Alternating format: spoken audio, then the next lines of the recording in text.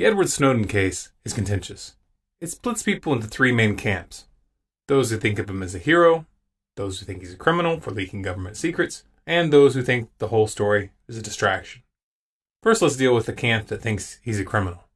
Now, you have these incredibly corrupt politicians like Senators Schumer and Feinstein and former Vice President Dick Cheney calling Snowden a traitor and scolding Russia and China for allowing him to escape. I personally would love to know how these guys are able to make these kinds of statements with a straight face. It's hard to fathom how anybody can be so shameless in their hypocrisy. Yet somehow the irony seems to be lost on some of you. These cretins have been on the front lines in the push to strip away your last scraps of freedom.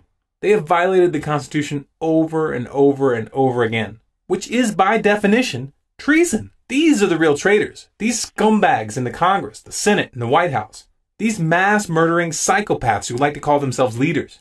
These are the ones that should be in jail right now if there were any justice in the United States. That they would have the gall to try to paint some schmuck who simply told the world about their criminal activities as a villain is astounding. Seriously, those who are stupid enough to fall for this crap deserve what's coming to America. Now, for those who want to call him a hero, I don't want to burst your bubble here, but I think a bit more skepticism is in order. No offense intended, but none of this information was really new.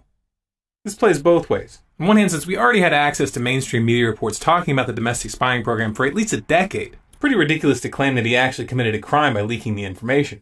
But by the same token, it doesn't really make sense to call him a hero for telling us something that anybody could have found out with just a few minutes on Google.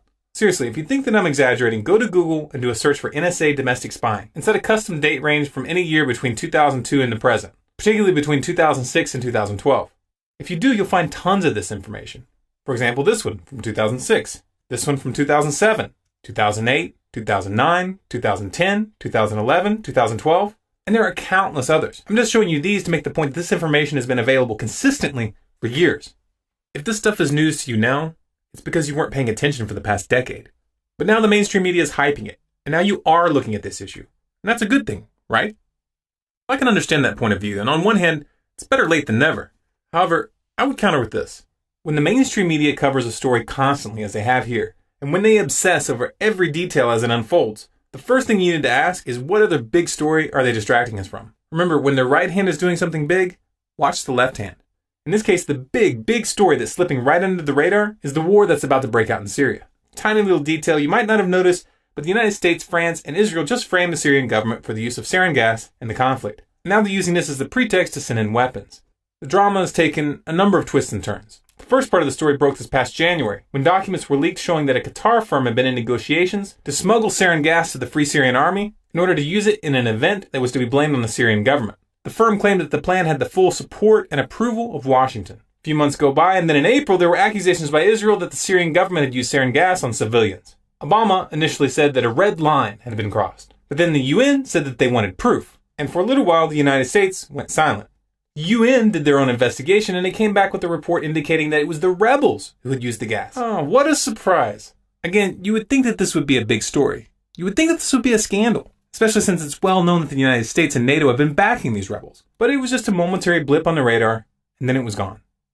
About a month goes by, and then the French government, who's been the ever-so-trusty sidekick in this latest phase of the US and NATO's war of terror, comes out claiming that it was the Syrian government that used the gas. And of course, once again, we're back to the red line. And these criminals are getting geared up for the next war. Make no mistake though, this isn't about Syria. It's about Iran. Iran is the real target. Iran is Syria's closest ally.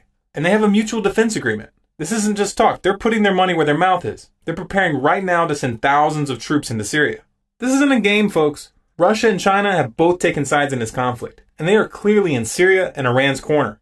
Both countries have warned that if the US and NATO go down this path, the consequences will be disastrous. Russia has even indicated that thermonuclear war could result. Since neither Iran nor Syria have nuclear weapons, this can only be interpreted as a direct threat from Russia. And yet these psychopaths running the US and NATO are pushing forward with it. This is not going to be a replay of Afghanistan. This is not going to be a replay of Iraq. This is the beginning of something much, much bigger. If you want to understand what's really going on in this conflict, please watch the following videos. The Road to World War III and World War III has already begun. I know a lot of you are very passionate about the Snowden story. But if you focus on him and ignore what's going down in Syria and Iran, a lot of people are going to die. And unlike America's previous adventures in the region, this one has the potential to bring the show to your front door. Then of course the public will be surprised and shocked, and the media will act like no one saw this coming. Well, I've got news for you. The warnings are right in front of your face. If you don't see this coming now, it's because you're still not paying attention. If you want people to hear this message, be sure to click the like button, add it to your favorites, and share it through as many avenues as possible. If you want more videos like this, be sure to subscribe to this channel, StormCloudsGathering on YouTube. For updates and bonus content, follow us on Facebook, facebook.com/StormCloudsGathering, on Twitter at Collapse Updates, and our website, StormCloudsGathering.com.